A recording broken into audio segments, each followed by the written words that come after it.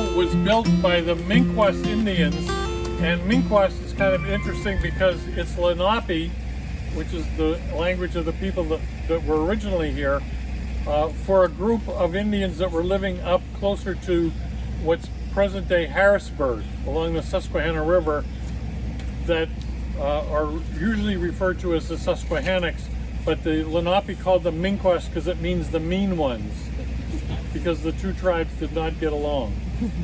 And I am George Ambrose from the Lower Swedish Cabin in Upper Darby, and we are on land and interacted with the Lenape. So I portray a peddler who has brought items that both the Lenape want and items that we wanted from the Lenape. And the trade trail here opened because the Europeans were demanding beaver skins above all other furs, because the fur was being made into men's felted hats, which was the rage in Europe. And the demand was so high from the Dutch and the English before even the Swedes got here in the 1630s and 40s that beaver was gone in southeastern Pennsylvania. They had to go into central Pennsylvania to get beaver. And to get a better price, the Minquas learned that if they came in and were waiting for them when they knew a ship was coming, they sometimes could get a better price than if they had to wait and hope that someone would make the trip all the way out to where they were living. I've kind of arranged this in the variety of trading items. So some of them are Indians, what the Indians were trading for, and others were what they were trading with. And one of the things that people don't realize is that ship owners and people trying to get settlers to come to America, and they weren't too excited about that idea. I told them the trip, it'll take about 2 weeks, and sometimes averaged more like 2 months. And one of the things that they ran out of first was food. So their very initial need was food. And I'm sure you've all heard of the Three Sisters. These are the Three Sisters: corn, beans, and squash. And this was not only food for now, but they all had seeds of various kinds that could be stored and then planted. And the Indians gave tips like putting your fish heads and fish tails in the soil to enrich it and things like that, so that they began to feed themselves on locally available produce. They made most of what they needed. They wove baskets. They used, I don't know if you know what this is. This is sinew. This is sinew. This is muscle tissue from the leg of a deer, and it splits as it dries and can be sized and then used for sewing, fishing lines, nets, all sorts of products. So the deer was a very utilitarian animal for the Indians. They used every part of that. And here's kind of a novel thing, a pipe made out of an antler, a piece of antler. And they were very self-reliant, but they had no working knowledge of metal. So anything metal was almost magical to them. And so very basic items like thimbles. I was in the Indian camp while I was trading, because I'm a peddler, and I was using this to mend my shirt, and they all were. And I wasn't sure what, and here they were interested in the thimble because not only was it metal, but it's decorated. And so now I learned that I need to wear one, because I saw this is what they did with it. They punctured the top, threaded it, and wear it as an amulet. So now I wear it to advertise that I have those to trade with.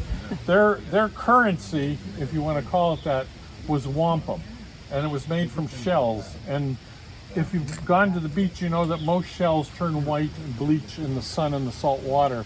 So that if you can find a bit of shell that still retains some of its original color and fashion beads out of that, those purple beads are worth 10 times what a white bead is worth. And so there was a hierarchy of the trade, and again, So we developed glass and ceramic imitations of wampum, and that's also desirable because it's European made. Another product that the Indians were using primarily in ceremonies.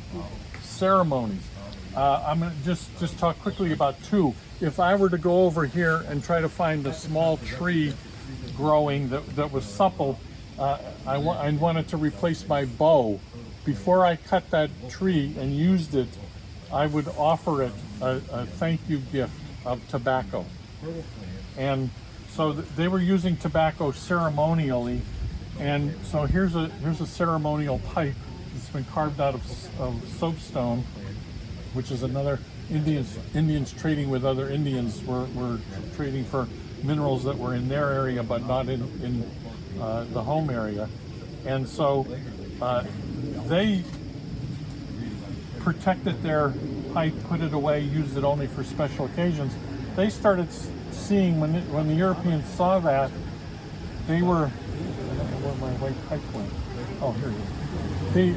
The Europeans were using little clay pipes, and the Indians said, "Oh, we can do tobacco on an everyday basis. You don't have to just use it in ceremonies. These Europeans are just smoking it all the time." So, believe it or not, the clay pipes made in Europe became a trade item for the tobacco. When they brought a bunch over. There's a story I just heard recently of William Penn when he landed, offloading two barrels full of clay pipes to bolster trade with the locals and to give as gifts when he arrived. So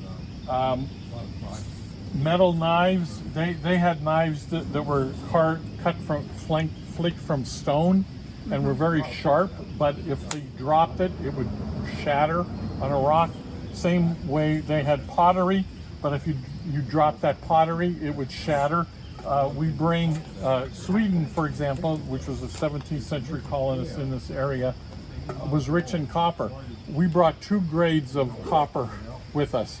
A thin grade to trade with the Indians and a heavier grade to trade with the settlers, because the settlers knew good copper, so they wanted good copper. The Indians didn't know better, used this, and when it burned through, what we found them doing was cutting triangular pieces out of the burnt through pot to make arrow points. Ooh, but cool. they needed a replacement, so some of the first planned obsolescence was in the trade for The first the grade recyclers, right? the trade of copper.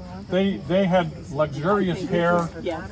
and so these combs, and people shudder when I tell you, these were primarily used by the Europeans to rid their hair of lice. These were lice combs, but the Indians wanted combs, so again, these were all relatively inexpensive items, but were desired because they were foreign and exotic, and sometimes they were a better replacement. Bells like that we would put on our sheep or whatever to keep track of them as they walked around. If they traded for the bells, and what they did was attach them and it added to the musicality of their dance. Fish hooks, they were using a sinew line and a bone hook, and when we showed them metal fish hooks, boom, another relatively inexpensive, easily available product, but it was